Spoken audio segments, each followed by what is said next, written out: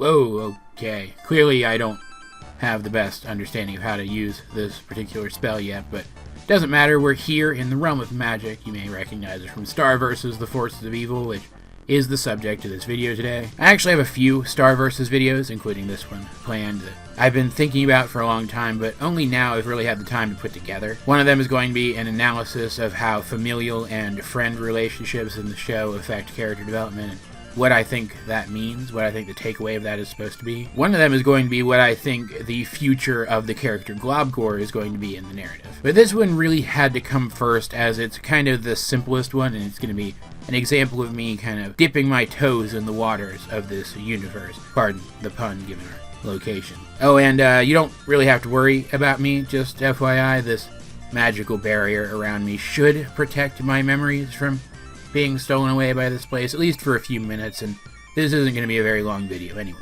Like, I don't even think this one's going to break the 10-minute mark, which means you don't have to worry about there being like 5 ads on this one today. So, you know, that's good for you. Anyway, let's start talking about how magic works in Star vs. the Forces of Evil and what dark magic exactly is. What's interesting about all of this is that in Star vs., magic isn't really explained super well. Like, we don't really know where it comes from, other than possibly this place, or these little guys here, but those might actually be the same thing, possibly, so I don't really know. And even then, we don't really know why this place is a source for magic. Let's look at another hard magic system that's been created relatively recently for another animated show, that being the Dragon Prince. In that series, magic has very clear sources. Nature magic has to draw from natural sources, which can be captured and made portable, which is, you know, always nice for the aspiring mage to be able to take their magical source with them. And dark magic has to draw on the life force of things which already possess some magic themselves. Magical creatures, specifically, and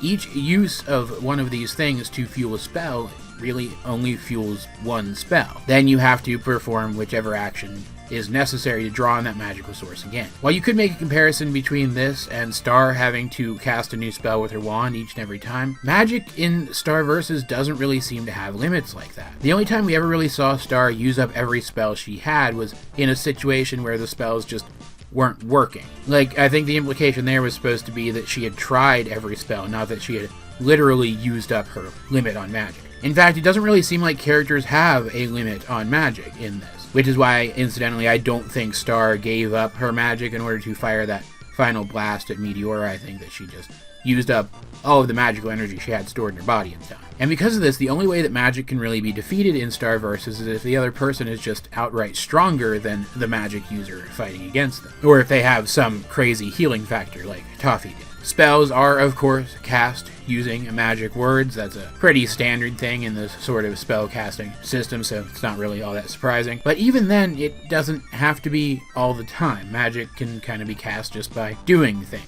too. But this is really a sign of power in the caster rather than a function of magic itself. And also, magic can be performed without a wand to focus it, but again, that's more about the caster than about magic itself. Magic definitely does seem to need something to focus it, but a skilled enough magic caster can just use like their hands or something to focus magic rather than a wand. What's interesting about dark magic in Star vs. is that it isn't portrayed as anything different than that, really. Again, going back to the Dragon Prince, dark magic in that series is dark in that it uses up the life force of something else. Something is killed, a life is traded in order to cast a spell. That is pretty frickin' dark. And in keeping with that, dark magic seems to have different effects than nature magic, different uses. It has different effects on the person casting it, and is cast in completely different ways, and that's pretty common with good versus evil types of magic in hard magic systems like this. But in Star vs., that just isn't the case. Dark magic is performed exactly the same way that good magic is. The only real difference is that dark magic has a different color to it, and seems to have more dangerous and lasting effects. But I just don't think that's enough to really count it as an entirely different kind of magic.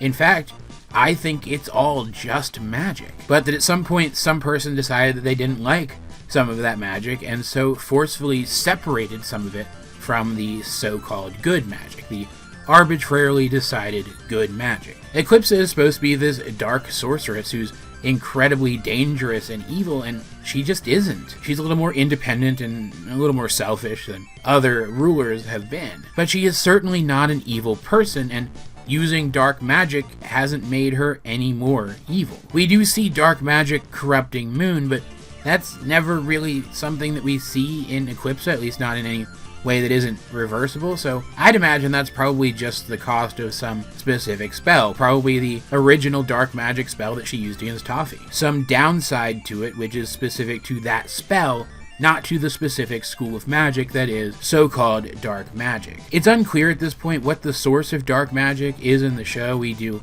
know that Eclipsa apparently created a lot of the dark magic spells herself, so it is possible that they just didn't exist before that, but if they didn't, then where are they coming from? That is an interesting question, and one that I can't really answer, as this show does run on a wizard did it logic, and therefore lore isn't really a help when trying to decipher things like this. The point that I'm getting at here, though, is that if this is like soul-corrupting evil magic, then just like an evil heart would be a suitable source for it, I think. But if it's not evil, then that can't be the case. We've even seen a purely evil form of magic that came from Toffee, and not only did it look completely different, but rather than just spread out and start to dissolve into the good magic of this place, it actually corrupted it, which this dark magic, quote-unquote, isn't doing, further supporting the idea that dark magic and light magic are the same thing in this universe. So maybe the source of power for these sorts of spells is just the individual's magic, the potential for magic possessed by the individual wielding it. That's certainly possible too, but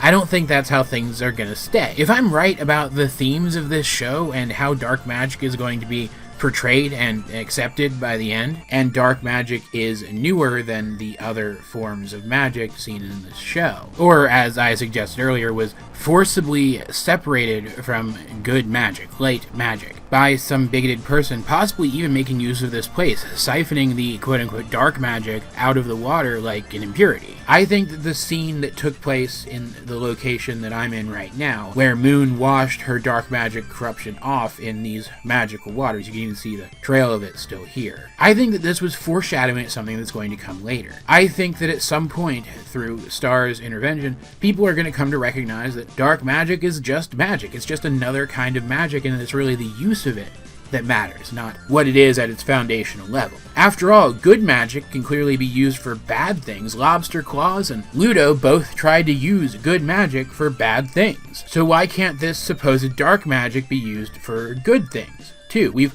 already seen it used for good things, in fact. So that's really what it comes down to. I think that at some point around the end of the series, people are just going to come to accept that so-called dark magic is just part of magic, that they need to stop making the distinction, and I think that something happening in this place is going to lead up to that. I think that at some point this place is going to be exposed to more of that black magic water, that is going to spread throughout these magical waters and dilute so much that they're indistinguishable from one another, making all magic sort of light and dark at the same time, unifying the two types of magic in a very literal way. I mean, that does fit with the themes of this show, that evil is more about what you do than what you are, and that evil is very easy to mistake in someone who you don't understand. Like, for example, look at this little dude here. He or she, I'm not really sure, I'm just gonna call him he. He's drinking from the dark magic water here, but it's water. It's mixed together a little bit already. It has to have. So while he might be getting mostly dark magic here, he's getting light magic too. He's being fed on a mix of the two magic types as they're defined in the show. And since unicorns are the closest thing we have in this series so far to a magical source, the existence of this little dude alone kinda supports this idea. But as per usual, guys, I'd like to know, what did you think of this theory? Let's get a discussion going in the comments section down below, or over on my Discord, link in the description. But either way, this has been, who was I again? Man, I really need to get out of here fast. I'll talk to you guys later.